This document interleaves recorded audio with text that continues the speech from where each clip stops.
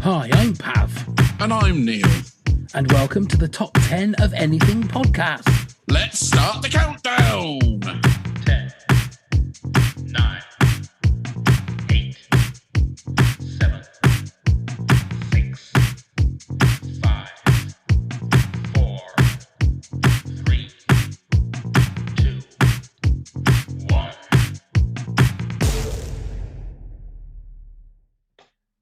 Pop music, or popular music, has been a concept since the late 19th century. With the introduction of recorded music, the pop song became a way of defining moments, years and decades. From Bing Crosby to Beyonce, Al Martino to Adele, everyone loves a great pop song. But what is the greatest pop song ever? Here's Neil with 10 pop song facts. Thank you very much, Pav. So, though most people associate pop music to mean a specific genre geared towards catchy bubblegum tunes, the term pop music does not mean that. In fact, pop music is just a shortened term for the phrase popular music, so it encompasses a wide range of genres. Thomas Edison, the scientist and light bulb inventor, is credited with having started the term pop music. The best-selling pop album of all time is Michael Jackson's Thriller, with a whopping 65 million across the globe. 1, 2, 3, But the best-selling pop act of all time isn't Jacko, it is in fact the Beatles. Pop music is instrumental in the breakdown of racial barriers and promoting unity. Don't believe me, just watch. Is pop music a youngster's genre? Well, it's estimated 52% of the pop music listeners are teenagers. In the late 1960s, the term for pop music was made to oppose rock music. The division of the two separate genres was due to distinguishing features of both terms, rock music leaning towards using electric guitar and complex instrumentals within the songs.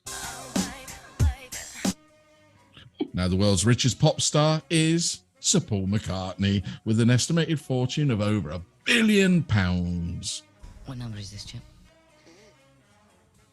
Elton John. Did that throw you then, Neil? It did. I thought something else was coming. Do that again. What number is this, Chip? I thought it was going to be a little something else. No. Again. Elton John is credited with the biggest selling pop song with 97's Candle in the Wind, with nearly 5 million copies sold.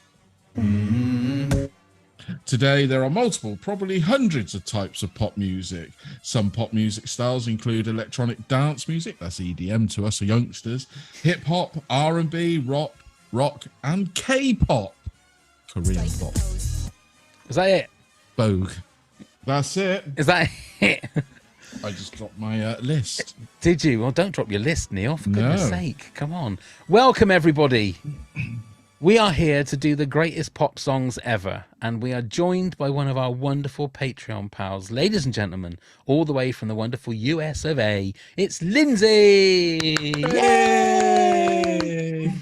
Hi guys, so good to see you. It's I'm so excited. good to see you. Now, It really is. the question I have to ask straight away, before anything else, we'll start with you, Lindsay. What do you define as a pop song? Okay, it's funny because I messaged you a while ago asking the same thing to you. I really struggled with this. And you know, I grew up, I was born in the 80s, but I grew up in the 90s, and that was the bubblegum boy band, you know, Britney type wave, and I hated all of it. I just really struggled as a young person. I was very into rock, grunge, you know, I was an old K-Rock fan, which is a very popular alternative station for a long time. No more. But so it took a while. It took really to my 20s that I started going back and listening, and I was like, okay, this isn't all bad. So to me, you know, my knee-jerk reaction is it's bubblegum, and it's very synchronized and produced. But then when I was like, no, it's popular music, like Neil's fun fact, then I was like, well, now the genre is way too big, and I'm struggling to like narrow it down to 10 because I'm just wanting to pick my favorite songs. So I decided to me, pop music is usually upbeat. It's something you kind of want to bop around or dance to in a way. And you know, there were a lot of songs I wanted to put on here that I was like, no, that's this other genre more. So I avoided it. But yeah, so it took a while, but I kind of felt like it needs to give your heart or you know, a lift of some kind when you hear it, you know, and you kind of want to start to move. Usually that's what my top tens kind of fall into. So there's a couple that break that rule. You know what? I couldn't have put it any better in regards to what my definition of pop music is. It's not that it doesn't, for me, it's not that it doesn't mean anything. It's not that it's like it's pointless music, but it's a it's ditty. hard, eh? I always say it's a ditty. It's I one of don't know. these- That sounds a bit condescending if you call No, it. no, a no. I ditty, don't mean it like doesn't that. it? It's exactly what Lindsay said. It's a party music. It's something you put on, and it's a toe tapper and a feel good song. Yeah, there's no You know- way. Like you mentioned, "Candle in the Wind." I wouldn't class that as a pop song. No, I know nor it's a would I. popular song, Mm, but that's a ballad to me. mm. And there were a So lot of, sorry to interrupt, there were a No, lot carry of on. ballads that showed up on, like, because I was looking like, do I know what pop music is? Which is it's such a silly question because of course we do. You know, we've grown up, pop is a major genre, but you know, ballads fit into there. You know, there were certain songs that I'm like, there's no way that's a pop song, but it's a popular song. So it was a struggle, but I felt like I had to give myself ways to construct this, or I'm not going to come up with a list that makes any sense at all. So. Exactly. I think you're right. I ended up with 2 sides of paper of songs that I didn't before I even looked at Google. It was like songs that just I rattled off, and I thought to myself the same as you, Lindsay. I ended up rattling off thinking, hang on, am I doing top 10 greatest pop songs, or am I doing my top 10 favorite songs of all time? To me, that's 2 completely different things. So it ends up, but then you think about it, and I was thinking, well, the Beatles have done some of the greatest pop songs of all time. You know, the Beach Boys of the 60s and 70s had some great pop songs. It was hard. It was a really, really tough one. Yeah. It I really just, was. I'm fascinated to see if we have any duplicates. That's the one thing. But the other thing that I was surprised about with my top 10 is I don't know much about modern day music. I sound like a right old fart by saying that, but I've got so many up to date sort of modern songs in my top 10, which is crazy considering I know nothing about modern day music. So I don't know what your guys sort of visions Well, of I went modern to day music. I went to friends as well who know my musical taste, and I said, "Oh, I'm doing the top 10 pop music," and they said, "Well, you're going to struggle then with knowing what you." How is Joey and Chandler? Yeah. Little friends joke there. Oh, hang on, that passed me by, didn't it? That passed me. Tough crowd. Lindsay, I'll admit now I've never watched Friends, but Oh, Neil.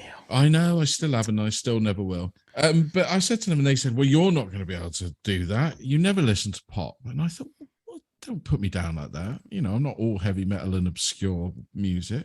But you are though, Neil.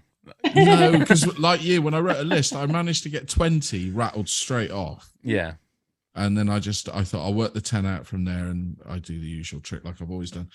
And we go for it. And I think, Christ, there's a lot of pop songs I listen to. So how wrong they were. So I went around and happy slapped all of them. Indeed. Well, without foot, that's a British thing, Is isn't that it, a Neil? thing that's still I don't know whether going? Lindsay would know what happy slapped is, but we won't worry about that for now. Lindsay, kick us off with your number 10 greatest pop song. Okay.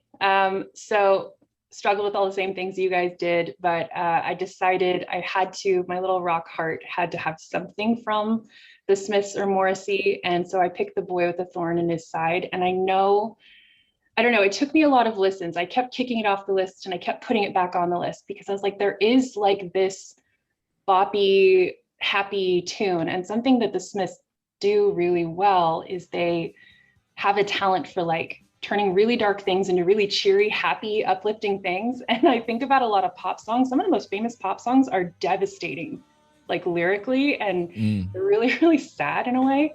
But there's something so cheerful about The Boy with a Thorn in His Side by the Smiths. So it came out in 1985. It was a single.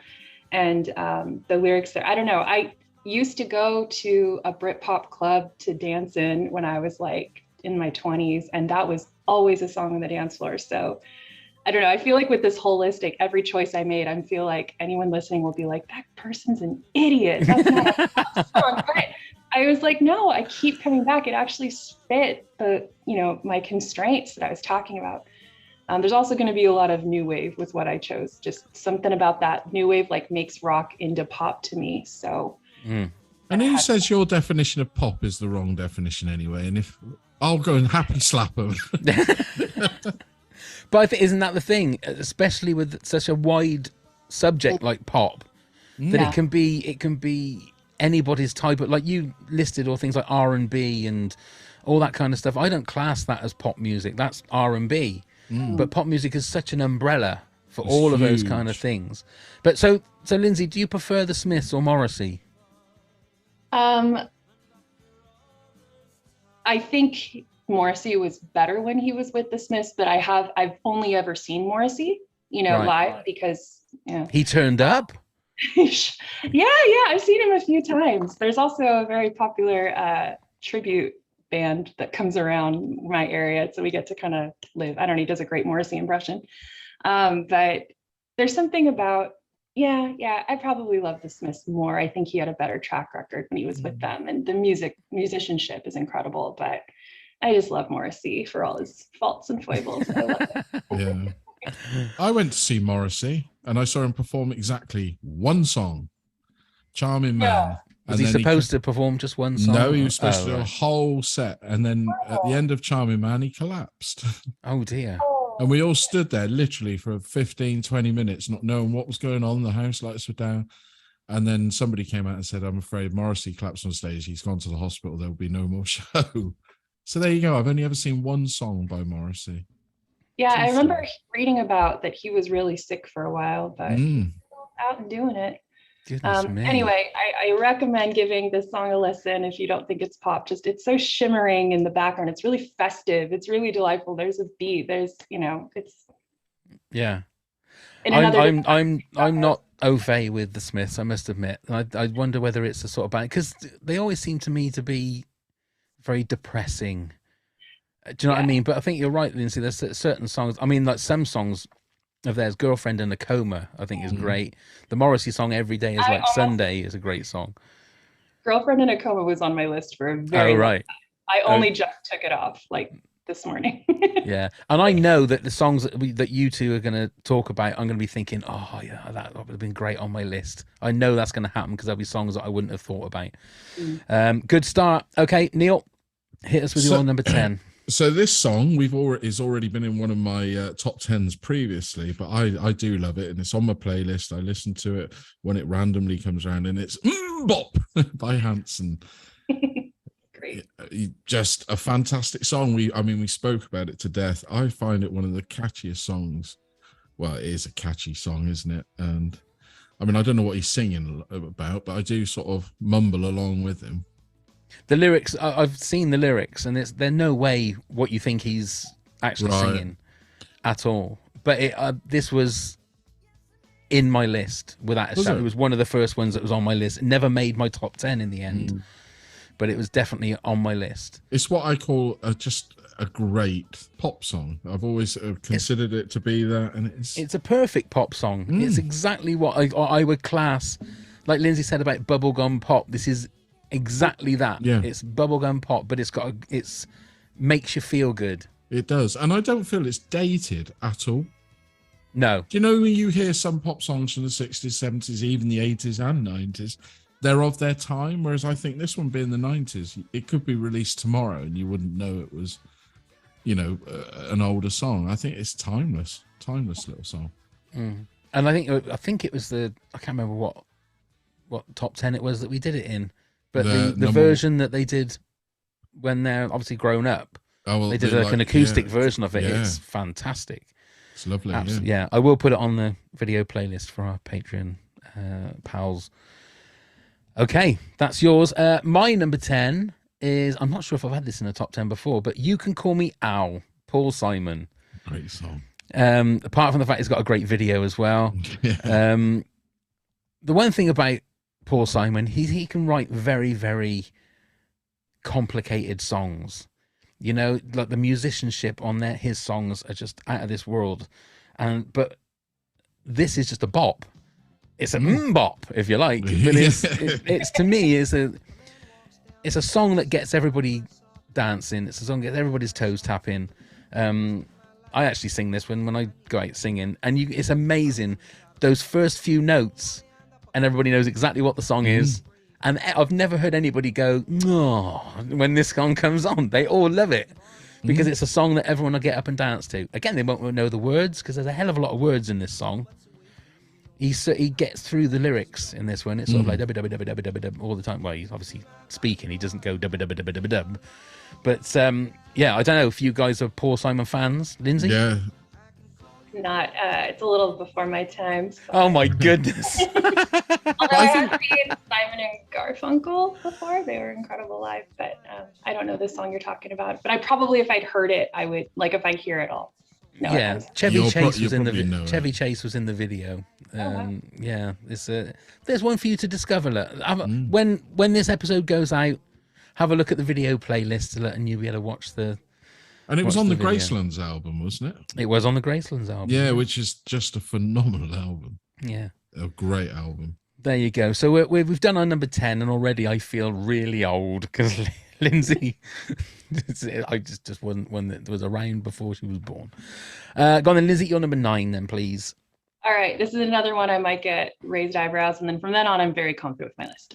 This is Just Like Heaven by The Cure. So it's really similar to my feelings about the Smiths, and they're delightfully dark. Although this song, if you take it away from The Cure and you don't, like, if let's say you didn't understand the lyrics, it just sounds like the happiest, loveliest little romantic, like get on the dance floor and dance with your person possible.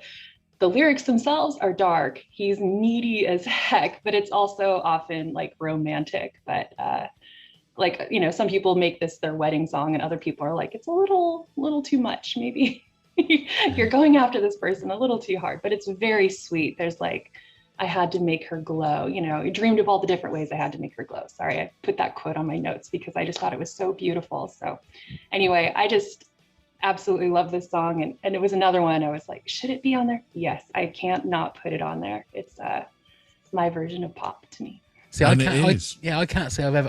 I know the song and I like the song, but I can't say I've ever really listened to the lyrics. I didn't realize they were quite that dark. But The Cure do that a lot, don't they? I think a lot of their songs come across as pop songs, like Friday I'm in Love. I think that's a pop song. Yeah. Love Cats, I think, is a pop song. They do it quite regularly, and then they'll come along and do other things that are completely goth and dark. So yeah, if people looking like One Direction sang this song, no one would question it. It's like the poppiest of pop, but it's it has there's always a little edge, which I appreciate. So. Yeah, wasn't he in U2? I'm sorry. Sorry, The Edge wasn't. You said it's got a little edge. Yeah. Sorry. There you go. But I'm a big fan of The Cure, Lindsay. I'm with you on that one. I love The Cure. Oh, awesome. Yeah, I think you're fine. I'm very vanilla when it comes to my music tastes, and as you can tell with Paul Simon. That's not. I'm a fan of Paul Simon. No, do you not think? No, not at all. Oh, no. That's okay then. But Neil, I do, from other times when you guys have spoken about music, I think you and I are pretty similar in certain things. I love grunge like you. I love Radiohead like you. I'm sorry, Pop, I know you don't. But anyway, all good. I'm still waiting to do the top 10 most overrated bands, and I'm gonna and there'll be all the bands that Neil hates.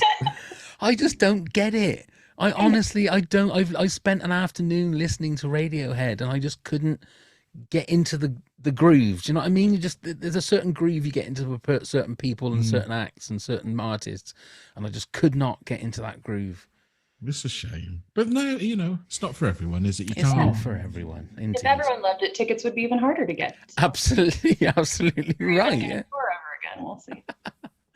Yeah, very good point. Very good point. Go on then, Neil. You're number 9. So when I told my other people about this, it being in my top 10, I was chastised. I was ridiculed for this, and it's Daddy Cool by Boney M, which I just think is a fantastic little party number. It's a pop song through and through. I quite like Boney M anyway.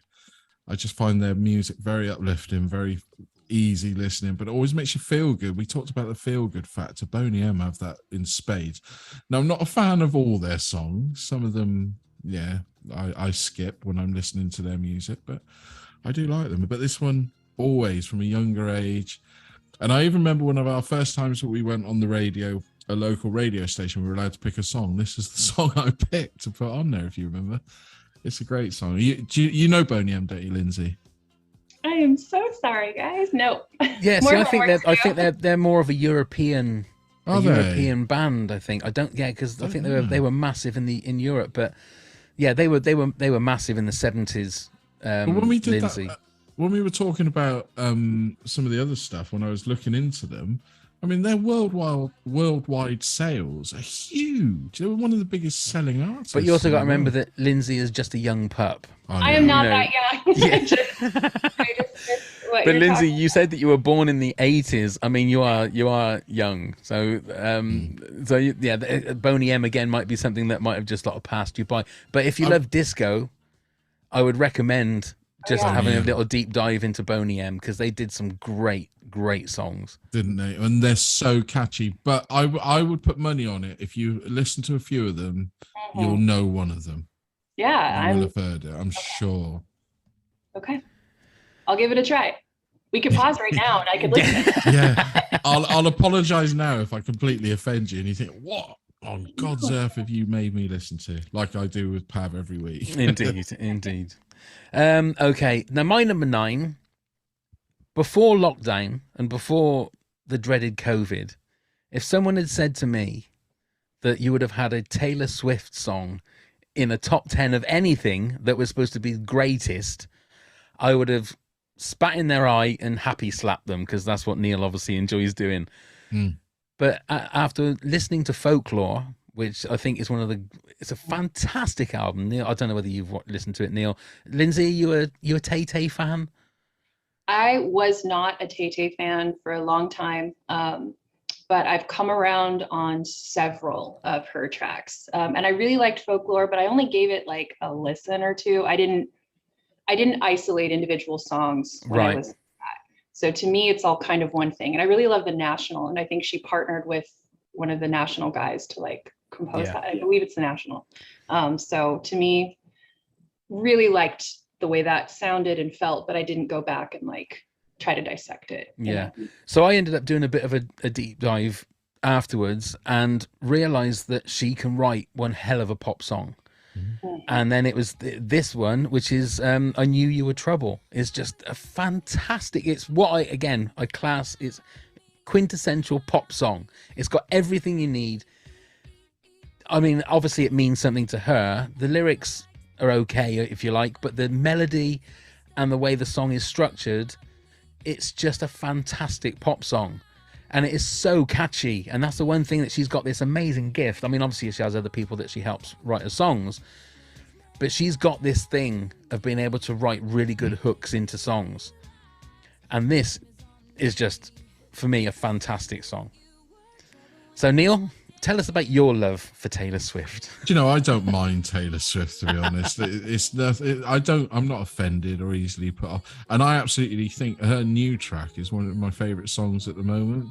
Anti-Hero. Have you heard this new song? I've heard it a couple of times, but not I think enough it's to a sink it in. wonderful song, that is. I think it's absolutely superb. Yeah. So, no, I'm not going to diss. She's the masterclass of what she does. There you go. Yeah.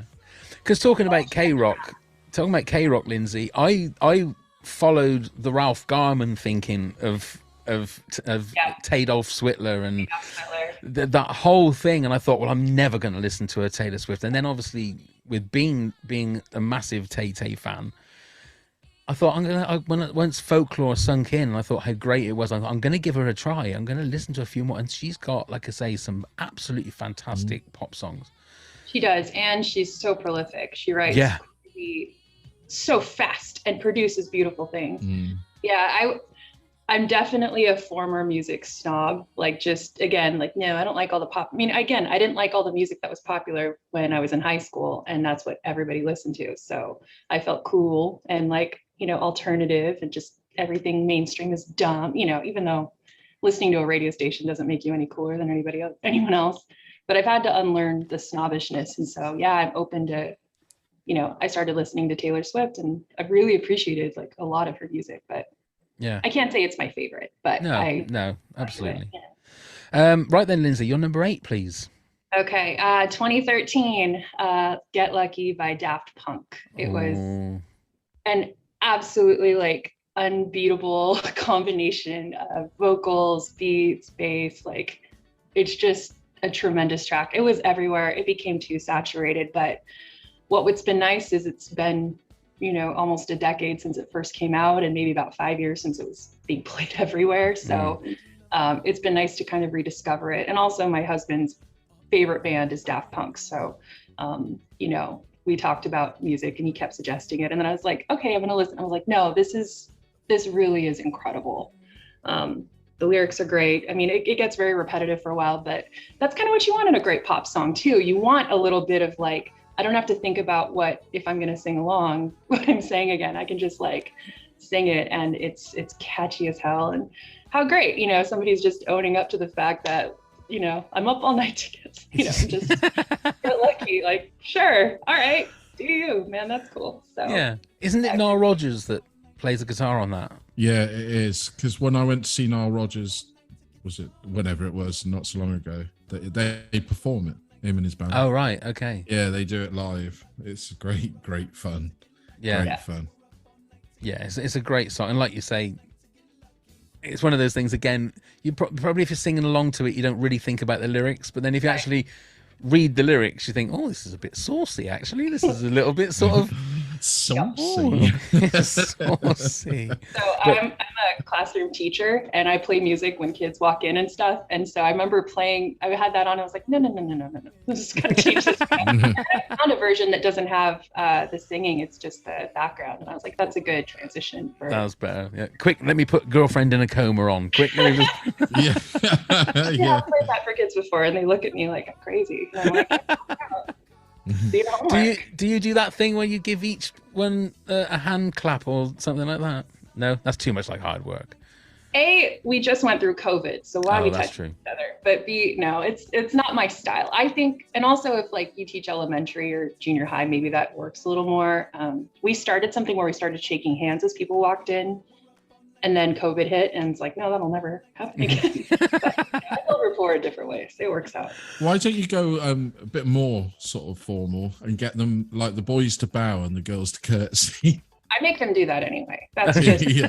What is it when you enter the room? Every time you enter the room, yes. I expect applause just for walking in. Yeah. Yeah, I'm with you on that. Fair play. Go on then, Neil, you're number 8. So this is a pop star that I'm a huge fan of because I think she transitions everywhere. It's Pink, but I particularly love her "Leave Me Alone" song. I think it's a great earworm. I love an earworm, and this one, once I hear it, I get it stuck in my head and I start humming it, singing it, and it's quite a feisty song as well because it drops the F-bomb in this one. If you hear the non-radio edit, it's got a couple of F-bombs that drop. Great song. Great video as well, just of her live show. Just makes me want to see her live. But have you seen the videos of her live show? When she's up on the high wire and singing So What? It's amazing. It's phenomenal. It makes me wonder what she's going to do on this new string of the gigs that she's got coming in the next year's tour, doesn't it? And I have to say, she's just dropped new music. And again, straight away, the new single of Time of Recording, I can't think what it's called off the top of my head, something about dance. I think it's another. I saw the video for that one, yeah. Another earworm, another instant. It's great when you hear a song and you automatically like it. You know, when you discover a song and it takes a slow build and you get to know a song, which is a great way of finding music. But I love it when you first listen to a song and you're like, yeah, that's a catchy one. I love that. And both Leave Me Alone and a new single have both done that, but Leave Me Alone is probably my favourite of her tracks. Okay. Lindsay, Pink fan?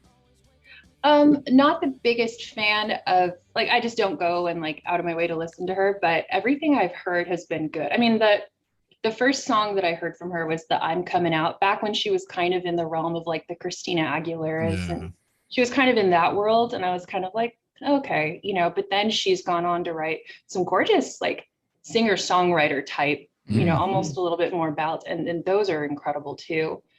She's really political, which I appreciate. She seems like a good person. She's trying to do the world, like be a good role model in the world, and I like that about her. So I respect her a lot. Yeah, I I remember think watching. everything. Oh, sorry. I was No, going to go say. I think everything changed for her when Just Like a Pill. That was the sort of the rebirth of Pink, because, like you say, that what was it? Get the Party Started or whatever it's called. Yeah, yeah, Oh, yeah. yeah, She's done that's some what the song amazing is. I'm stuff. thinking it's called I'm Coming Out, but it's Get the Party Started. That was the song. Yeah, she's got some fantastic. And like I say, I watched those YouTube videos of the stuff. I think she did one at Wembley and one at Anfield in Liverpool, and that. I was just like gobsmacked. It just took my breath away. And I thought how amazing that must have been, because she sort of flies around the whole sort of stadium, doesn't she? It's just incredible. And there is an actual. I think there's an actual official like video film of a live show, isn't there? Prime did one. Is it Prime? Yeah, I need to watch that. I just definitely need to watch that. Great one. So another one for me from more up to date, which again I hadn't heard this song for. I think it's probably about 3 or 4 months ago, and I'm not sure what year it's from, but it's from a British artist called Anne Marie, and there's a song called 2002 that was co-written with, I think it was Ed Sheeran and a couple of other people. And this is, there's not much you can say about it. It's just another bop. But there's a great video, which I will put on the video playlist, of Anne Marie and Ed Sheeran singing it. Not a cappella. He's got his guitar, but it's just the two of them, one guitar, and she just keeps hitting him all the time. I don't know why she keeps hitting him, but she says at the end of the video, she goes, "I just love hitting you." She sort of like grits her teeth and just. I feel like that with Ed Sheeran as well. But it's a fantastic song. And I've got my own TikTok channel for my singing, and there's a piano version cover of it that I've done on that. It's not an easy song to sing. I've got to sing it very low, but it's a great song.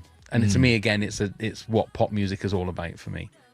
Yeah, I heard her sing live. Well, yeah, on one of the main radio stations, and she sang completely alone.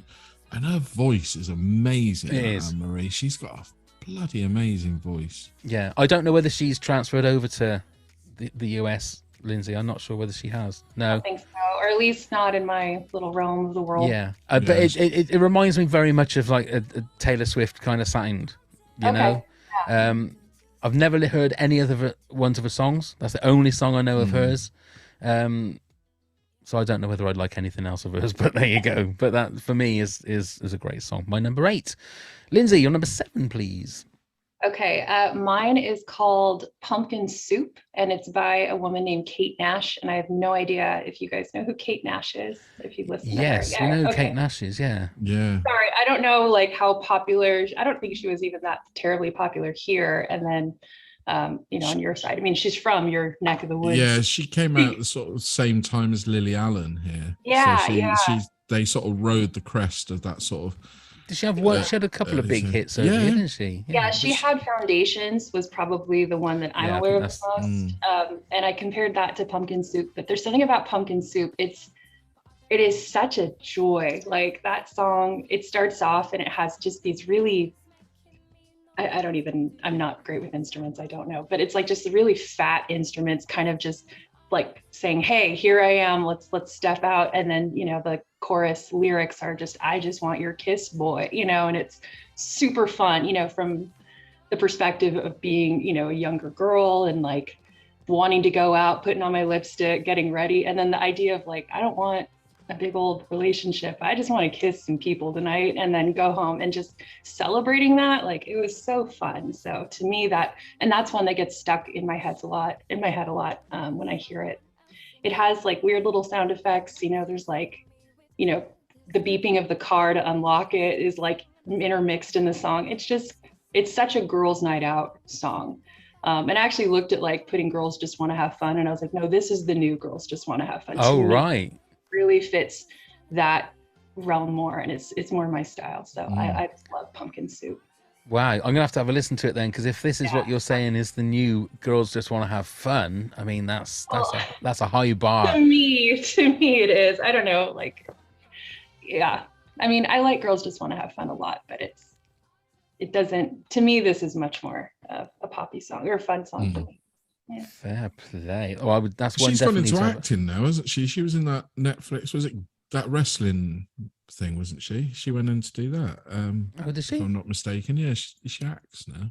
I have wow. not followed her career at all, and I had no idea. I should. Not that I do. It was just that her name came up, and I was like, "Oh, is that the same Kate Nash that was the singer?" And yes, it was. And I thought, "Oh, Wow, okay, there you there we go are." then. Oh, was that glam thing or whatever it was called? Glow, was it? Or something? Glow. That's right. Hmm. Yeah. She was in, I'm sure it was Oh, that. It there might you be go. something. Yeah.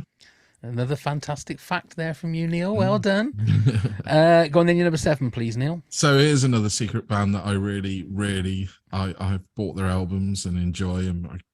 This is a confession time for me. I even tried to get tickets for their tour that they've just announced when they've reformed as the original lineup, and it's the Sugar Babes.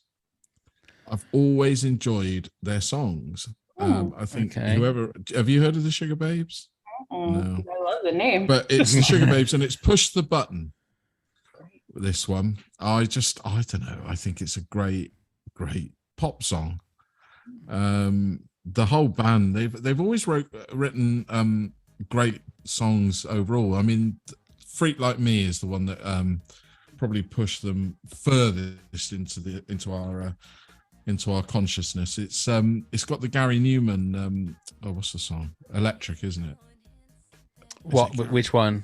Freak Like Me. If you start off there, Yes, I think it is. Electric, Yeah, isn't it? yeah, Gary Newman. Yeah, it's definitely Gary Newman. But yeah, I really like their songs. And if I was to ever wobble on a dance floor, I wouldn't say I dance. I would. This would be the one that would get me up. This band. Well, that is great information to know, Neil. Next time we ever go discoing together. That or the male stripper song. Oh, the male stripper song, obviously. Yeah. You Wine, My Pony. Yeah. Yeah. Well, I wouldn't have put you as a Sugar Babes fan, I must admit. And it's another slice of music that Lindsay can now discover. Which you might not thank me for it, Lindsay, but you know. I will. No, this is great. Like, I have homework now. I love it. Yeah. And they were always the girls in it as well. I used to like their attitude. You know, they all talked about the Spice Girls and all this, but I always found the 3 girls in that a lot more spunky than, you know, the Spice Girls and people like that. I like their attitude. I like their outlook. I like their almost, you know, I don't know. I just like their whole ethos. It's good. Oh, Nice. Okay. Oh, sorry. Just trying to get the next one up. Okay, then, Neil. That's your number 7. My number 7. I'm going to go to the 60s, and a song that has got the greatest clarinet sound in it. Is it a clarinet? I think it's the clarinet. "Daydream Believer" by the Monkees. Oh. There's a bit the that's where that comes from. Did you hear that then? Hang on, let me start. Oh, that bit of dialogue, yes. That bit of dialogue is from the start. 7. What number is this, Chip? Okay, yeah. Okay, no, I mean, like, don't get excited, man. It's 'cause I'm short, I know. There you go. And it's one of the happiest songs I think you'll ever hear. Is "Daydream Believer," but I think it wasn't this one written by Neil Diamond. It certainly was written by Neil Diamond. Because he wrote that one. He wrote "I'm a Believer" as well for them. I mean, it's crazy the songs that Neil Diamond wrote. Yeah, and he's just sold all his back catalogue off. Oh, has he just done it the same as everybody else? He's done it as well. Yeah. How much did he sell it for? I'm not sure, but a lot of money. God, lordy, mordy. Well, it's a retirement fund, isn't it, I suppose? Well, absolutely. Because I think he's been struggling with poor health as well. Yeah, I think he has. Yeah. He doesn't tour anymore, does he? No. But yeah, it's a great song, great melody. There's a great clarinet part at the end that's part of like a melody going along while they're singing and stuff. And it's a classic song. It's a classic song, and it has to be in there as a pop song for me. Now, I don't know what you guys think of the Monkees, Lindsay. No, you know, I feel like every time you ask me this question, I'm saying the same thing. Not a super fan, but, you know, I like them. Yeah, what I've heard has been good. But again, usually it's through like film soundtracks or something like that is how I'm Yeah. exposed to like the Monkees, you know.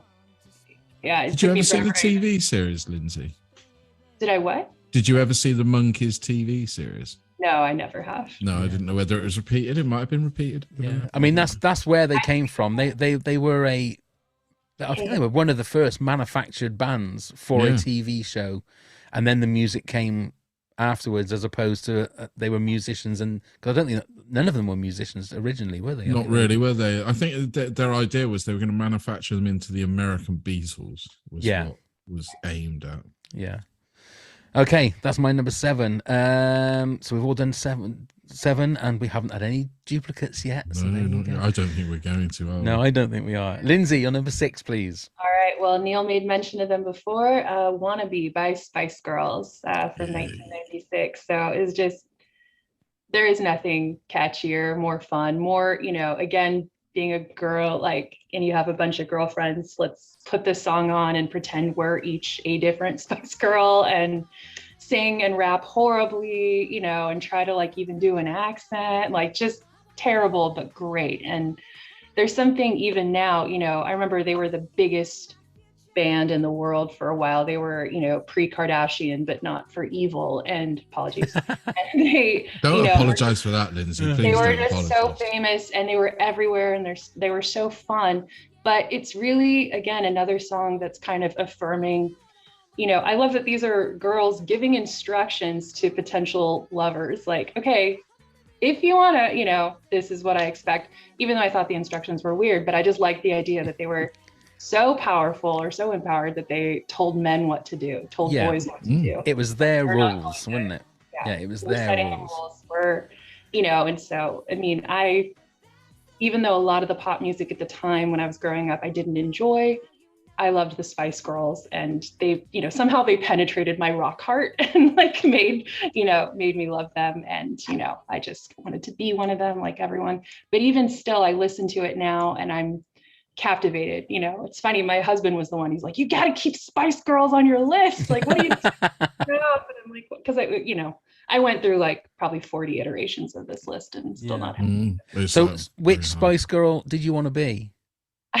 I always wanted to be Posh, who probably sang the least, but was just like the vixen of the group. She was hilarious. I thought Ginger seemed the most fun. When she left, I was very sad, but I love Posh. Even in Spice World, the movie, she's, to me, the funniest because she's not doing much, but she's just like, yeah, I'm not crawling on the floor. I'm gonna wear my Gucci dress. I'm good. Like, to me, that was hysterical. I kind of like the mean characters. Not that she's mean, but she's just like, I'm not playing the way you guys play. I'm gonna do my own thing. And to me, I loved her.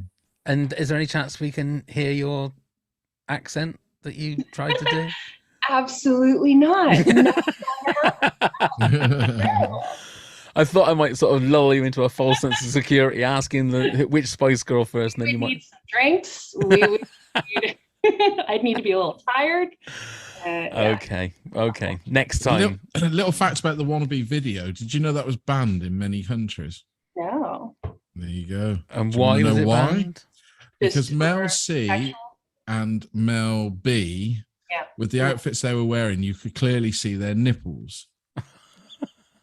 You can see those on Friends too. A reason to watch, Pav. Yeah. Yes. But no, genuinely, and a lot of countries, you know, that are quite conservative. Well, I feel I'm going to have to watch the video again just to make sure that is right, Neil, because honestly... Trust me. Okay. How did I not notice nipples? I just... It's not like you can see them. Care. It looks like it was very cold in the room the whole time they made the video. Lindsay, that should be a T-shirt. How did I not see the nipples? That should be a T-shirt. Right then, Neil. You're number 9. No, it's number 9. Number 6, please. Number 6. So I suggest we just follow the instruction from the man himself, Prince, and let's go crazy. That sounded like a real DJ then, Neil. It did, didn't it? That was amazing. Very smooth. That was great. But yes, I love Prince, but this is probably one of his most poppy songs. I suppose they're all pop, aren't they, in the grand scheme of things? But to me, this is one of his most poppy, but also most foot tappy and most dance long. I love this song. It's a great song, isn't it? My one regret there, Neil, is that I didn't know that was the song. So as soon as you said that, I could have just punched the song in. That would have sounded seamless. Maybe I'll edit it in like that. So and we'll just leave it like that. No chat, Yeah. and that's it. Just leave it. Wow, Like that. Pav, you really nailed that transition perfectly. You got Yeah, it. yeah, Fantastic. yeah. We should get employed for real. yeah. But yeah, Well- I'm a Prince fan through and through. Are you a Prince fan, Lindsay? Guess my answer. No. I like yeah. again. I just missed the wave. I just Yeah. it was a little pre me kind of coming into the realm of listening to music. I don't know. I grew up. My mom just pretty much had Tears for Fears and Phil Collins and Kenny Loggins and I don't know and Michael Jackson, and like that's what we listened to over and over again. I didn't even like discover how much I love the Beatles till I was in college and took a class. Right. And saw Paul McCartney because I worked at a venue.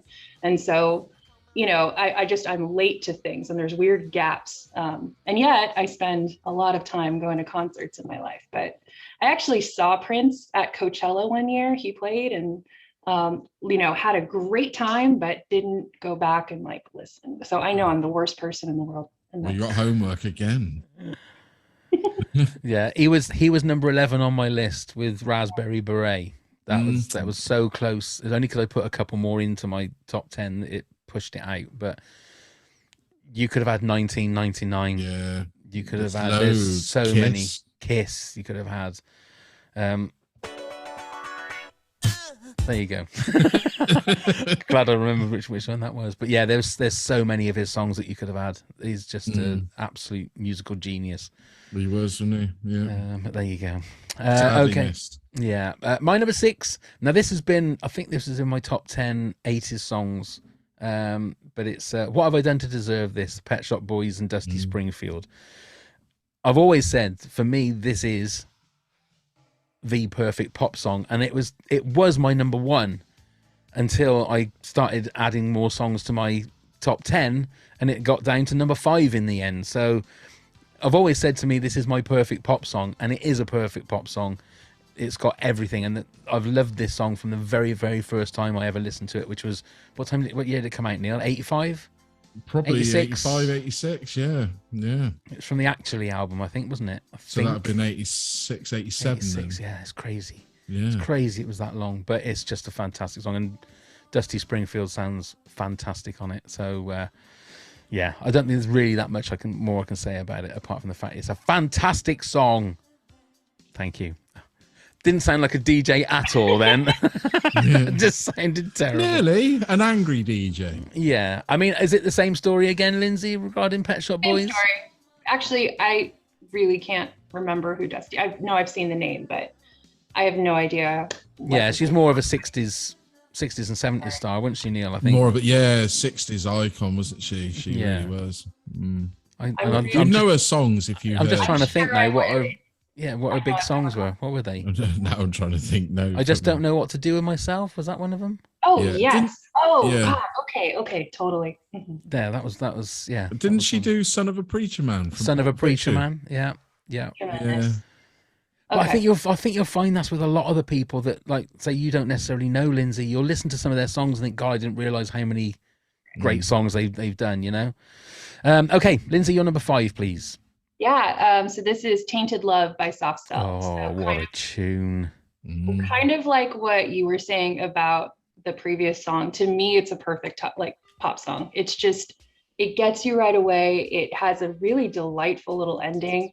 I did a little bit of research on it, and I was shocked to find that like Soft Cell didn't write this. It was actually Yeah. written in the 60s and recorded earlier, and then there's been other versions. Marilyn Manson did one, which who cares about that? But the 80s one is just like, it's so good. It's just so good. This came out a little before I was born, but to me, when I heard it in the 90s, it felt current in the 90s. And it still holds up beautifully. Like, it's such a cool song. You know, my husband and I were driving to a doctor's appointment this morning, and like in the car, we're like, boom, boom, you know, just like with the song as I'm like rehearsing the list. And yeah, it's great all around. It Is is. this- It's the definitive version, isn't it? Of It this is. song? Is really this the only Soft Cell song that you know, Lindsay? only soft cell song that I know. To me, they're a one-hit wonder band, which I'm sure is remarkably ignorant. But I would please listen to Say Hello, Wave Goodbye. Okay, it's their version of a ballad, I suppose. Neil, you would say that? Yeah. But it is a beautiful, song. beautiful song. And that was one that was written by them. It wasn't a cover. It's a fantastic song. It really Mark is. Ullman gets overlooked with his voice. I think that guy's got an incredible voice. incredible. But Yeah. he sort of doesn't get any sort of recognition for it, really, does he? No, if you think about no. it. That he did that great duet with Gene Pitney. Oh, it's a Something's got a hold of my beautiful heart, tune. which was a number one over here. That's a great one, though. That is just a classic '80s song. It just is just a fantastic on all levels. I can't believe I never put it in my top 10. That's just crazy. Oh, I should have put it in my top 10. I should have put it in my top Hindsight's 10. a wonderful thing.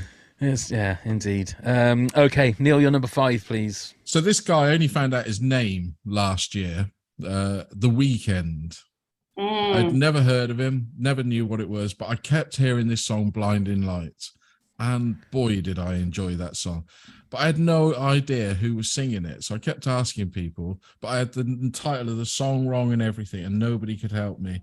And I managed to catch it on radio station and heard who it was by. So I finally could tell you it's Blinding Lights by The Weeknd. What a great song. This sounds like it was written ages ago by this is an 80s song. Yeah, for sure. This But is an it's a 80s great- cover that nobody has heard before, and he's just Yeah. managed to dust it off from somewhere because it's just all 80s. Well, it's his tribute, isn't it? Wasn't the whole album? I'm getting educated by my children. They were telling me he did a whole album that was pretty much an 80s album. Oh, right. Yeah, so. Well, I don't know maybe how Lindsay true. might be able to tell us about that because I didn't know about that. I know his singles. I know several of his singles. He's really popular around here. He's toured around here several times. And one of my friends, who's the rockingest rock girl of all time, she like goes and sees him every time. And I'm like, wow, how did this guy like, make it in your like impenetrable bubble of like music snobbery? But oh, right. he did. And yeah, so he's tremendous. Blinding Lights is such a beautiful and cool and great song. A great choice. Yeah. I should have thought of that and I didn't. And also, if you break it down, it seems like it's a very simple song as well. In regards to how the song is sort of set up, it's got so many great melodies that all work together. And one of the keys I found of like 80s synth pop, and with like Depeche Mode, Yazoo, anything with Vince Clarke, Erasure, those kind of things. They've got 2 or 3 different melodies all going at the same time that all fit absolutely perfectly, and that's what this song has as well. Yeah, right. And it's what works. It just makes it an 80s song, an 80s song from the 2020s. He did the Super Bowl halftime show, didn't he? He did. Was I've it watched a last year few or YouTubes of him doing his live and YouTubes. The YouTubes. Come on, Grandad. But yeah, I just suddenly realised what I said, and I think the guy's phenomenal live. Yeah. Beautiful. Really? Because I thought, didn't he get a lot of stick for his Super Bowl halftime show that it I haven't wasn't watched very the Super Bowl exciting? one. I've just watched the general. Yeah, but Oh, right. Okay. from what I've seen, I think the guy's a born performer. I think he wants to be Michael Jackson in the sense of performing, but Oh, right. Okay. some of it. Did he? Am I right in thinking? Was I told this fact wrong? I should have googled it. That he worked on some of the Michael Jackson recordings after Michael Jackson died. Was that The Weeknd? I have no idea. I don't know. You're the fact man, Neil. You should know How that. dare you? I thought I'd lost weight. Oh, I fact used man. to Oh, say it. nice. sorry. I will say that Blinding Lights has a remix where it's The Weeknd with a woman named Rosalia, and I think the remix is better than the original. So I Oh, really recommend checking that out. Yeah, there's a Marvel show called Miss Marvel, Yeah. and it was the promo for that show when it debuted in, at least in America, on Disney Plus. And I was like, what is this version of the song? I think it's even stronger than the original. It's Wow. yeah. I'm going to have to listen out for that then. Yeah, I just made a note so I can have a listen. Yeah. Mhm.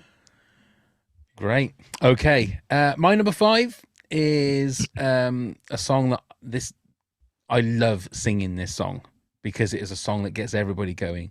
It's Walk the Moon and Shut Up and Dance. Oh yeah. And I've said before, it's got one of the greatest 1 second moments in pop music, which we probably won't get to on this, but it's a fantastic song. I mean, it's not going to break any barriers or break any sort of like records for the greatest song ever written, but as a bop and as a thing to play at a gig or at a disco, it's going to get everybody up dancing, you know. And it's also another one of those great signs of a great song. You only need to hear the first 5 seconds and you know exactly what song it is, and you're going to get up and dance. So for me, it's a great. I don't know if I can. I was going to say. I think I might have already said when the great bit of the song is. But are you about to play it? I was Trying to get to it. Yeah. I was going to say, it took me years to work out who sang this. I knew the song, and every time I kept hearing it, I think, was that an advert? Where have I heard that? And then it came to me eventually. But yeah, It's coming up now. Oh yeah. Okay. Oh, that bit. Oh, yeah. come on, let's just dance. Come on. Come on. No, I'll just wobble. I just love that bit. I just love that bit. Yeah. Are you a fan, Lindsay? I know that song. I've seen them do that live, actually. I don't know why, when you like originally said what the song title and name, I was like, I don't know if I know this, but now I'm putting it all together. I just cannot remember names for the life of me. It doesn't really help. But I know the feeling. super fun and so fun live. Like, it's great. Yeah. Wonderful. Go on then, Lindsay, on number 4 then, please. Okay. Number 4, I believe this was in one of your sound effects in the intro. It's Hey Ya by Outkast. Nice. It was tremendous when it came out. It was like 2003. I was like beginning in college, you know, I think I was like a sophomore or something. And it just was one of the coolest double albums ever. And then this song in particular just transcended everything. It's still one of the happiest sounding songs, but actually, if you look at the lyrics again, super dark, super sad. You know, in the end, he's just heartbroken. And then he even says, you know, you don't care about this, you just want to dance, you know, and he goes on.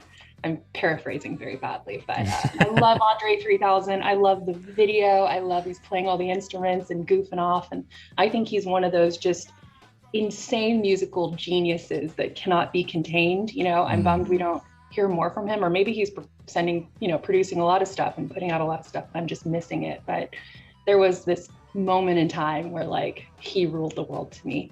And yeah, this song is just so fun in every possible way. And it also is, if you listen to it, it's the weirdest tune. Like, it doesn't sound like good, but it sounds great. Like, I don't know how to describe it. It's a really bizarre instrumental, but such a fun song. I would love to know what they sound like live. Have you ever seen them live? The same. Yes, I have. I saw them at another Coachella. I went for several years. I don't go anymore. I'm old and past all that, but I went and saw them when I was like 30, and it was just like, oh my God, Outkast is here. It's like 10 years past their prime, and it was so much fun. Really? And yeah, it really sounded great. I mean, that was a huge stadium thing, and not stadium, it's a huge field you're in, and they're playing on a stage. I'm very far away because I don't want to deal with crowds, like, you know, being in the middle of people like that. I just didn't, but it was so much fun. They sounded really, really great, like spectacular. Okay, that is the video is, like you say, fantastic. So much fun. So much fun. That's a great one. Yeah, go on then, Neil. You're number 4. So why wouldn't we have a list of greatest pop songs, and I haven't put the Queen of Pop in yet, so I think I ought to. Ray of Light, Madonna. Ray of Light. Okay. I love this song. I really, I think this is one of her strongest songs. It's certainly my favorite of her albums, especially now. Probably never used to be.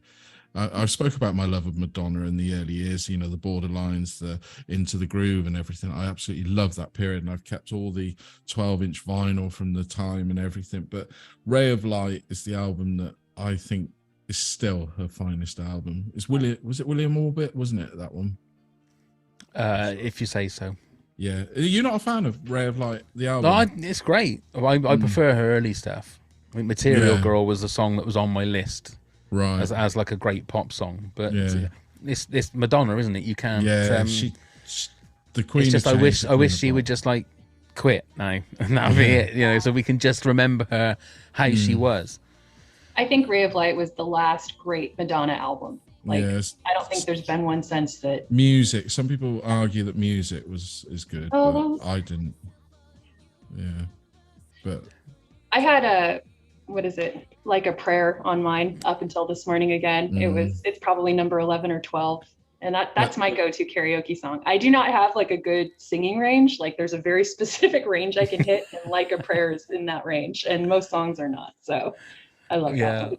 I mean, that was Neil. That was both of our favorite 1980 whatever it was #1 last week, wasn't it? Like a Prayer. what's that? Sorry, Like a Prayer. Like a yeah, Prayer was on. yeah.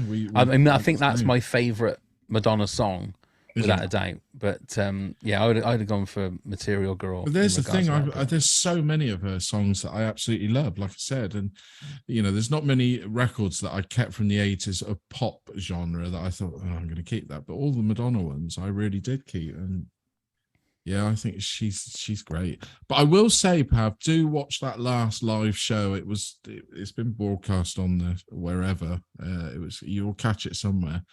And she did it like for 2 nights in London at the Palladium or how. Yeah. It's a proper theatrical show and it's phenomenally good. Where did you see that? It was on, I think it was Sky Arts. Right. I think. But it was so good. I started watching it at the beginning. And it was like 3 hours long because obviously the commercial breaks and everything. Yeah. But I didn't stop. I watched the whole bloody thing. I thought it was so good. Wow, that's not like you, Neil. No, I'm a 5-minute man and done. That's the tag for the show. Like every time, he's always got to lower the tone. No, Yeah. it's your mind that took it elsewhere, isn't it? I don't think so, Neil. I think everybody listening to this will have had the same thought. Dirty people. Dirty people. Okay, my number 4 was also part of the one of the clips from earlier on. It's Uptown Funk by Bruno Mars. Now I think I could have chosen quite a lot of different Bruno Mars songs. The reason I chose this one is there's a specific piece of video of our family that is one of my favorite pieces of video ever. We all went and saw Bruno Mars live, and I can't remember which one of my daughters, we were doing a selfie or a TikTok or whatever it was, just at the point when it's Don't Believe Me, Just Rock or whatever it is, and we're all dancing, and it is just, it makes my heart warm every time I see that video, because it's all of us all together, all joined in this like one song of like just loving the music and just dancing to it, and it is just my favorite video, one of my favorite videos ever. I won't put that one on the video playlist because it's a bit creepy to put it's private to you. To put a home video on there, but it's one of the things that makes this song that much more special to me. But I think Bruno Mars is like a modern day Prince. I think the guy is so talented, and the fact that he can play any instrument, he can sing anything, whether he's like covering an Adele song or whatever. He just seems to be able to do anything, and his Super Bowl halftime show is phenomenal. It is absolutely amazing. If you ever get a chance to see it, I'll put that on the show, on the video playlist. He's just one of those guys that, part of me thinks it's amazing, and part of me thinks, you son of a gun, you've got everything, you can do everything, and you've got it all wrapped up in a little 5'6" package. Bless him. So Lindsay will ask the question again. Are you a fan of Bruno Mars, or? I really like Bruno Mars. Again, I don't have like a bunch of his albums, but I have a lot of his singles on playlists and things. To me, he's the new Michael Jackson more than again, I don't have the understanding of Prince that everybody in this chat has, but to me, he's Michael 2.0, and hopefully not creepy. So that's. Well, time will tell on that, I'm afraid. Never know till you know. You never know until you know, indeed. Go on then, Lindsay, on number 3. Yeah, so this one, when we agreed this was going to be the topic, this was the first song that came to my list and I knew it'd be top 3. It's Robin, Dancing on My Own. She has had a bunch of hits over the years. Like, she's been around for a while, but this song to me is pinnacle and peak pop. It's just delightful. Do you guys know this song? Do you know what I'm talking about? I'm not sure I do. We know the slowed down version that was used for X Factor or something like that in this country. I imagine a slowed down version of this has a very different effect, but Indeed. there's a very upbeat version of it. Although if you, again, listen to the lyrics and listen to what she's going through, it's a very sad, brokenhearted person who's going to keep dancing on, her own, even though, the person she loves is talking to somebody else at the same club. And she's like, I'm just going to keep dancing. But there's something really empowering in it. It's always, if I'm going to start working out again, like you have, which congratulations, and you're big into all that. But I always go back to running, and it's always my first running song, track 1 on a playlist, because it has the perfect beat to kind of pace myself and get into the right, I don't know, to gear up. But I don't know, I get such a lift from this song. It's such a fun, poppy, great, sort of heartbreaking, but then I love that too song. It's awesome. I really recommend it, Neil. I will have to have a listen. I've never even heard of Robin. I will be honest.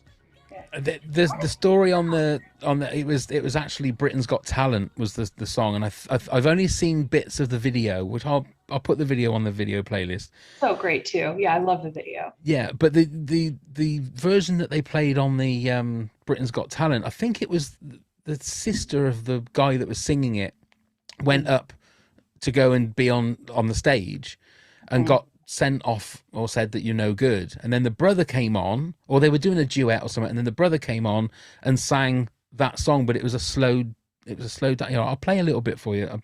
It was a slowed down, like a piano, made it like a ballad. It was like a ballad version, and he sang it beautifully and ended up, whether he got the golden buzzer or whatever they call it, but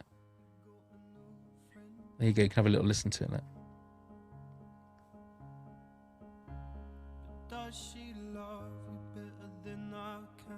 So it's like you say, it's a completely different feel to the song, and it probably makes the lyrics sound completely different. But it's done by Callum Scott, so there you go. I'll put this version in the playlist, obviously. So yeah, if you read the lyrics, it probably makes more sense for it to sound the way he was singing it. Yeah, but there's something so it's infused by this incredibly produced poppy atmosphere, and it makes it really uplifting and really sweet. I'm in the corner watching you kiss her. Oh, it's just so sad, but it's fun in a weird way. And I need to correct myself. She's not from Australia. She's from Sweden. So and it's Robin, just Robin. on its own, Robin. Robyn. Oh, Robin. there we go. I've already spelled it wrong. There you go. Go on then, Neil. You're number 3. So I'm going to say the title straight out, and I wonder if Lindsay's heard of this one. Small Town Boy by Bronski Beat. No. No. You might know the song when you hear it. Now, I rediscovered the love of this song. I used to love it years ago when it was out. I think it was definitely very early 80s this came out. And I loved it back in the 80s, and then I heard it again only in the last few years, and it was on the soundtrack to GTA, the last GTA. They were playing it, and my lad was playing it. You're your lad, right? Yeah, my lad, my boy. He doesn't have a name. I couldn't be bothered to name him. That's it. No, I just meant, I was like, yeah, sure, he's playing it and not you. I'm sorry. No. Trust me, if you saw me play computer games, Lindsay, you'd understand why I let him. I just watch. I'm not very good. My hand and eye coordination on those things is shocking. But they played it when you're in the car or whatever you're in. You can have a radio and you can change the radio stations apparently on the game, and it kept coming up. And I thought, wow, I've forgotten how great a song that is. So I put it on my playlist, and I do listen to it whenever it comes around on the playlist. It's just catchy, isn't it? And I think Jimmy Somerville has got an amazing voice. He's right up there. He's now like the dean, isn't he, at the Royal College of London of Music? Oh, I don't know, is he? I don't know. But It's another one of those songs, like I said about the 80s. It's those different melodies all layered over each other that work so well together. It's a typical 80s. It is very 80s. Pop Do you know song. the song now, Lindsay? I'm having a hard time hearing what you're playing. Oh, right. Sorry. Been going on. I probably should have headphones it, but I'll listen next time. Yeah.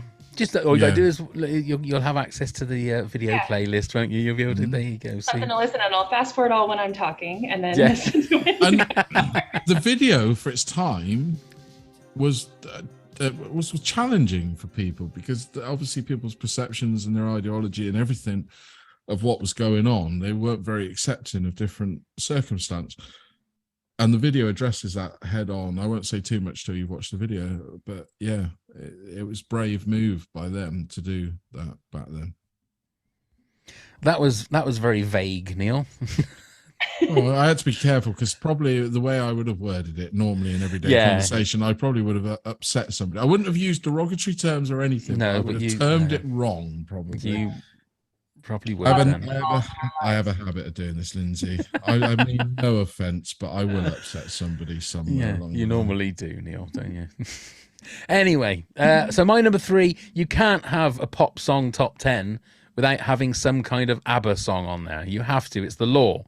So I went for Take a Chance on Me for that one. It could have been just placeholder for any Mamma Mia, Waterloo, any of them. It could have been any of them that I would have classed. But this is my favourite. Dancing Queen is another one, I suppose.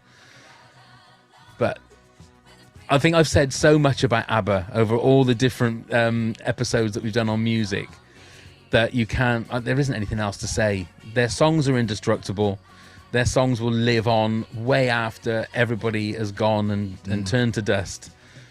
And I just don't think there's anything else you can say about them. I think they're just classic songs. And when we finally do our top 10 songs of all time, ABBA's going to be in there for me somewhere. They just will, because they're just fantastic. And I still keep thinking I should go and see that. What's it called? There's a show in London, isn't there? Voyage, is it? Is it something like that where it's Yeah, it's the experience. It's a holograms. Don't pay Holograms, £100 to watch a hologram, pal.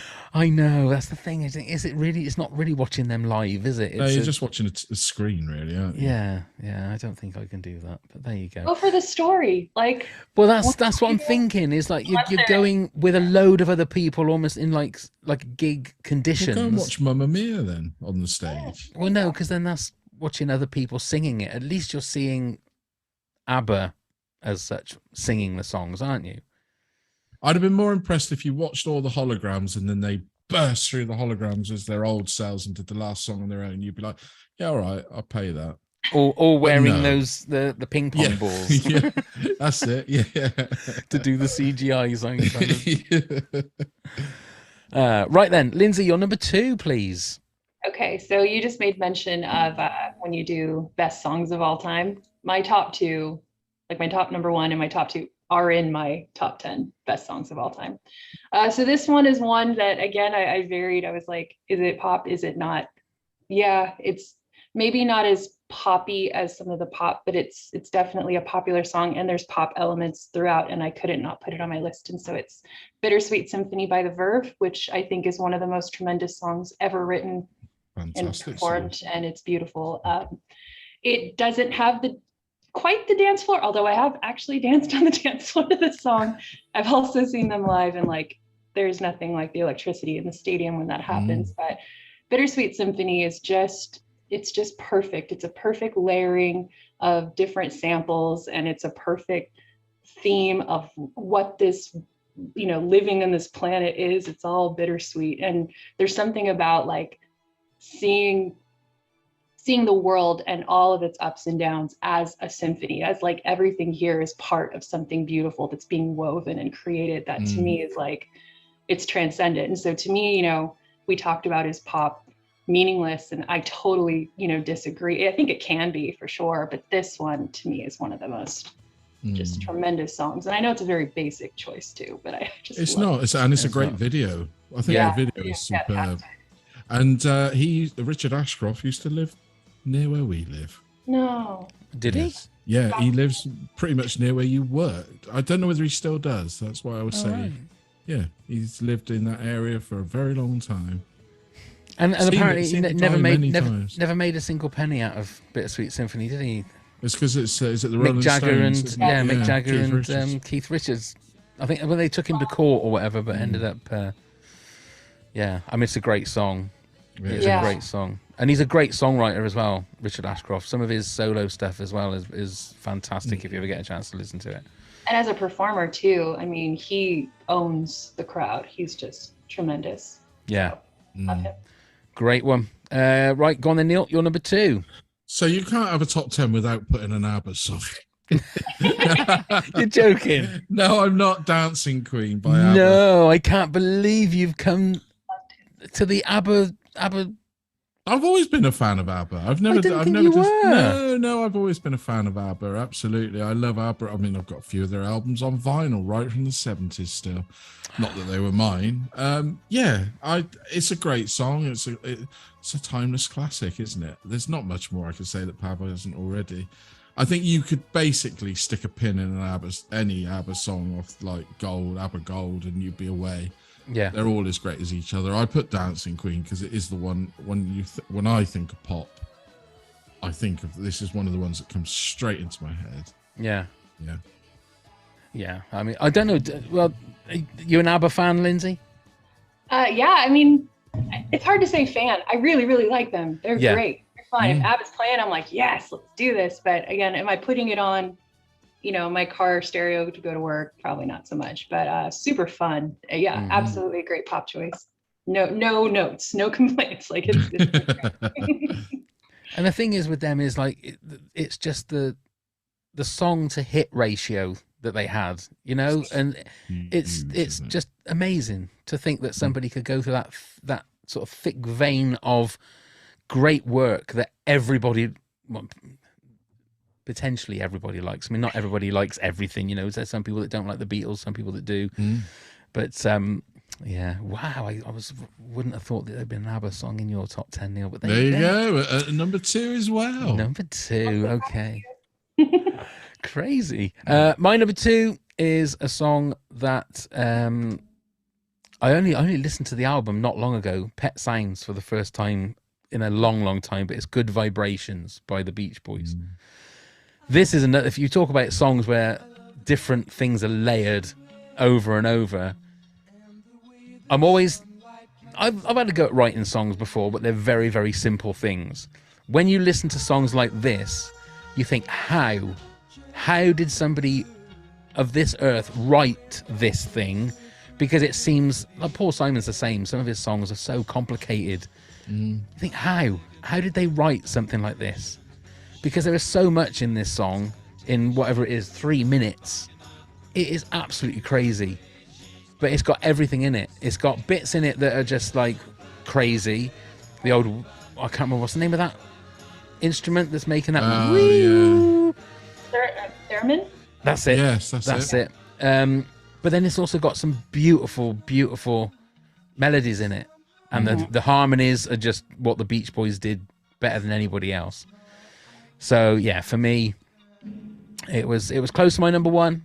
It didn't make my number 1, but again, Beach Boys, some great other songs, but that for me is my number 2. Right, before we release our number 1s, which sounds so dirty. I don't know why I said it was 2. So I mean, Lindsay, do you want to give us your rundown of number 10 to number 2? Neil will do the same, and then I'll do the same, and then we'll tell everybody what our number 1s are. All right, I got you. All right, The Boy with a Thorn in His Side by the Smiths was my number 10. Number 9 was Just Like Heaven by The Cure. Number 8, Get Lucky by Daft Punk. Number 7, Pumpkin Soup by Kate Nash.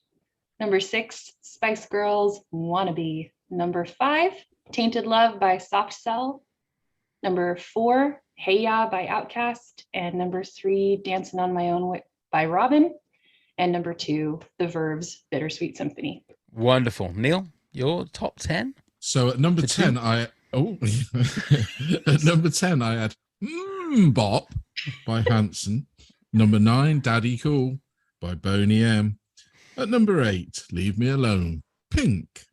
Number 7, Push the Button, Sugar Babes. Number 6, Let's Go Crazy, Prince. Number 5, sorry, Blinding Lights, The Weeknd. Number 4, Ray of Light, Madonna. Number 3, Small Town Boy, Bronski Beat. And number 2, Dancing Queen by ABBA. Wonderful. And mine is number 10, You Can Call Me Al, Paul Simon. Number 9, I Knew You Were Trouble, Taylor Swift. Number 8 was 2002, Anne Marie.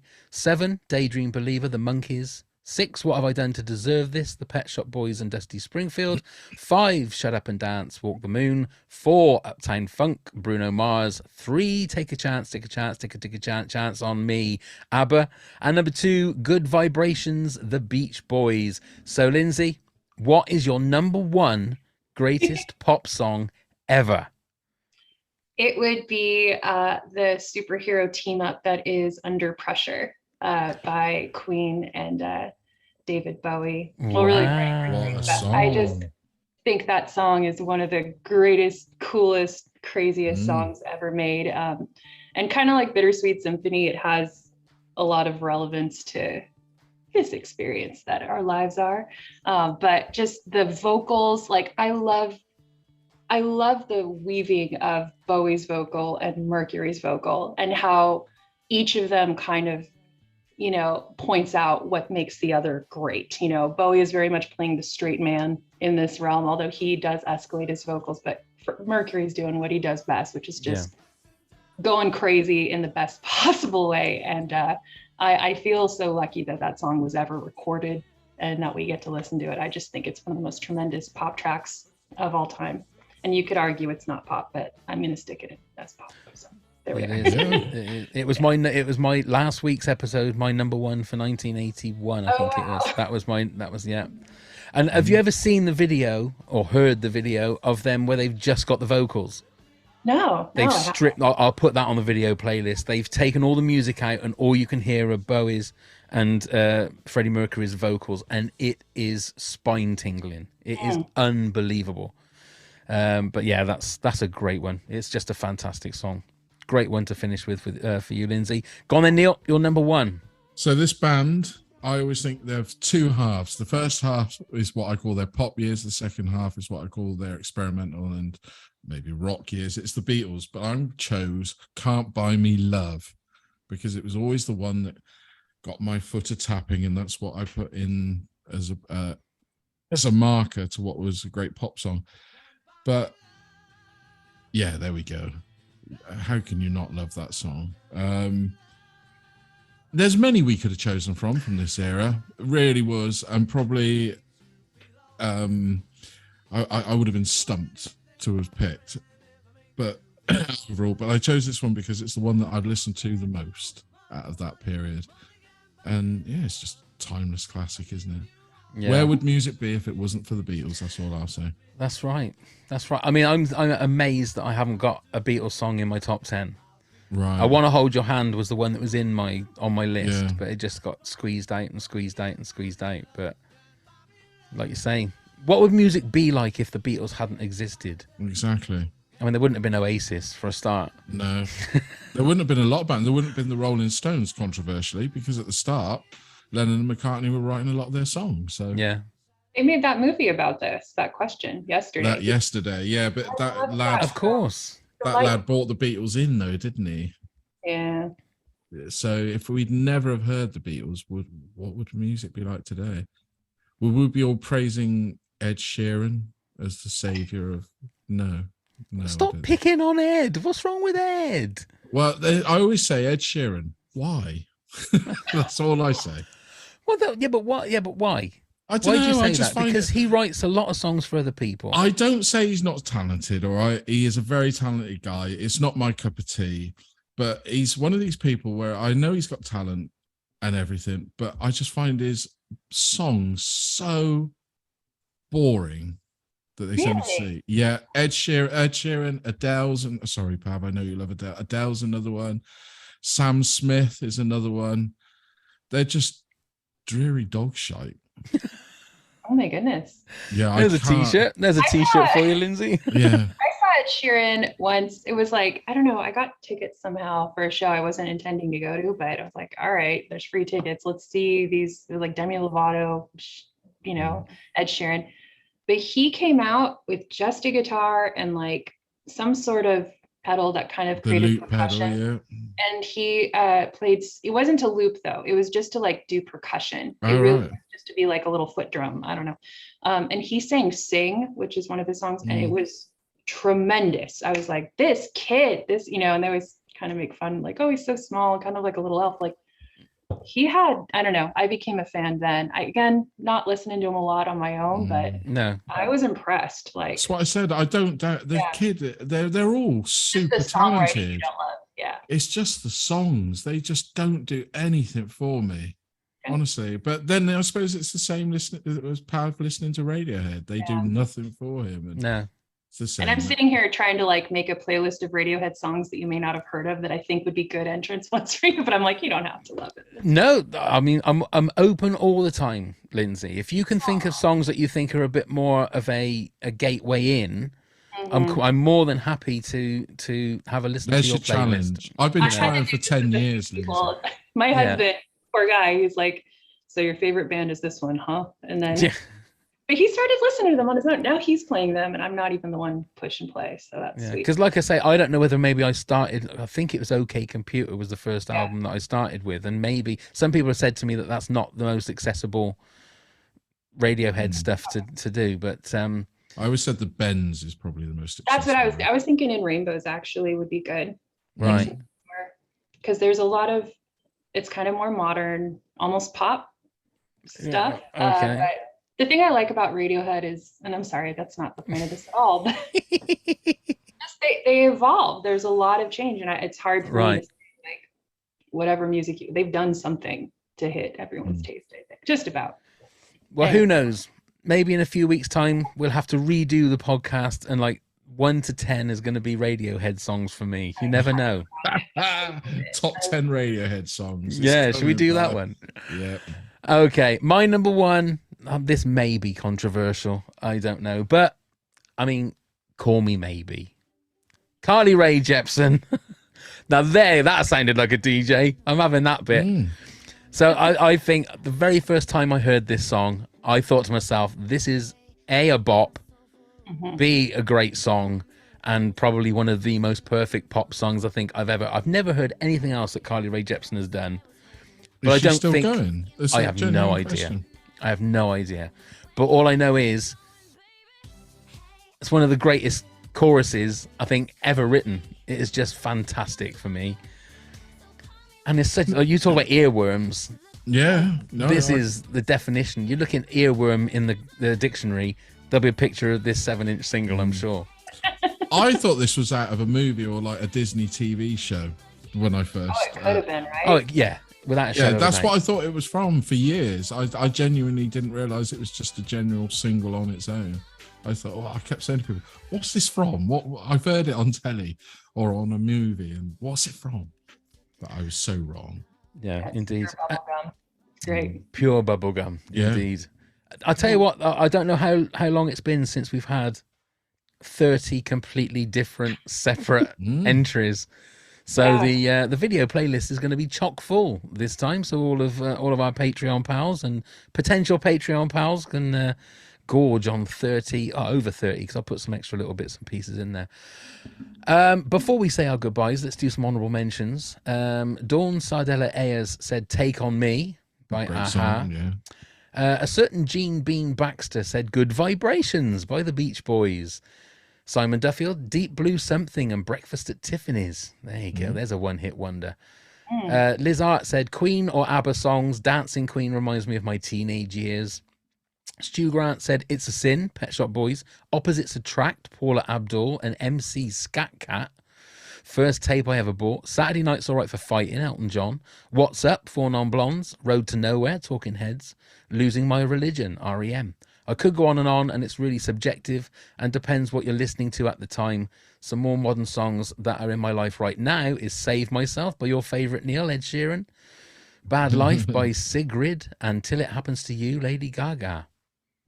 I honestly don't know any of those ones. That's Sigrid I've heard recently. Oh, have and you? I have Okay. to say, she does do a catchy song. Okay. At Token Nerd said Automatic by the Pointer Sisters. Kim Thomas Simons said pop is so hard to define, but my personal favourite has to be Elton John and Crocodile Rock. Great tune. Gianna Paluso said The Promise by When in Rome. Such great memories to that song. Anybody know that one? No, I don't. Okay, let me Lots see of if I homework for all of us. let me have a look and see if I can find it. The Promise. The Promise by When in Rome. I'll play this one while we're carrying on. Stuart Turvey said, just too many. Would need an hour to rack my brains, but off the top of my head, Queen, Another One Bites the Dust, Michael Jackson, Billie Jean, Oasis, Live Forever, Pulp, Common Fiction. Pulp, Common Fiction? I That's had not right. Common People on mine for a long time. I was really tempted, and then, yeah. Common People. Not, I said Pulp Fiction, I said there for some reason. Pulp, Common People. Four Non-Blondes, What's Up? New Order, Blue Monday. Maroon 5, Move Like Jagger. Cameo, Word Up, Wham Rap, Frankie Goes to Hollywood, Relax, and more. Donna Summer, I Feel Love, The Communards, Don't Leave Me This Way, Dead or Alive, You Spin Me Round, Grandmaster Flash, White Lines, Grease, Summer Nights, ABBA, Voulez-Vous, Bee Gees, Tragedy, I mean this is more than 10, Stevie Wonder, Superstition, Robbie Williams, Angels, Soft Cell, Tainted Love, Human League, Don't You Want Me, Dire Straits, Money for Nothing, and Aha, Take On Me. And that was just off the top of his head. And that's just an essay. Karen Clark said, "Ooh, tough." I shouldn't have been. She said, "Oh, tough. One that I always love is Come Up and See Me, Make Me Smile by Steve Harley and Cockney Rebel." Lisa Buchanan says Michael Jackson's Billie Jean is my first choice. Honourable mention to Alanis Morissette's Jagged Little Pill and Every Breath You Take by The Police. So there you go. And that was, what was it? The Promise by When in Rome. So there you go. That was a little one there for you. Who was that? Gianna. Just so that you know about that one. There you go. We did it. We did it. We did it. We did it. That was one of the toughest ones, but that was a lot of fun. That was a lot of fun. Lindsay, thank you so much for joining us. This was super fun. I loved it. Thank you so much. Are you going to come and join us again?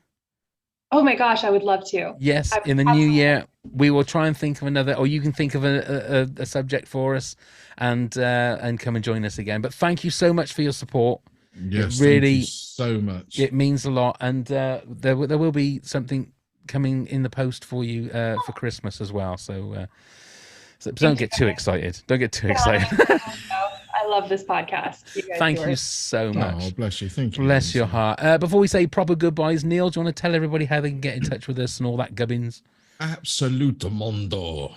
I will. Come and help support the podcast via patreon.com/top10pods, where, like Lindsay, you could be a guest yourself if you choose the right tier. There's all sorts of rewards you can treat your sticky little mittens to. Email us at top10pods@hotmail.com. You can find us on all the social media at top10pods.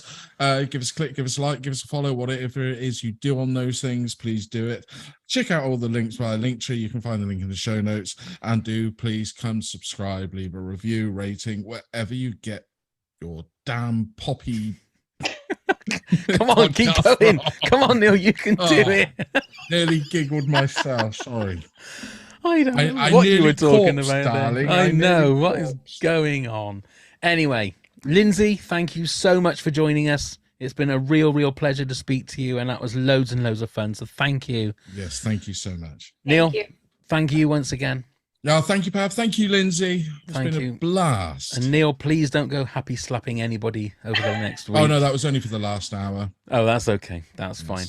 Thank you, everybody, for listening and watching. And go and let's go. Oh, Christ, I'm ballsed up as well. We were doing so well. Let's go start the countdown.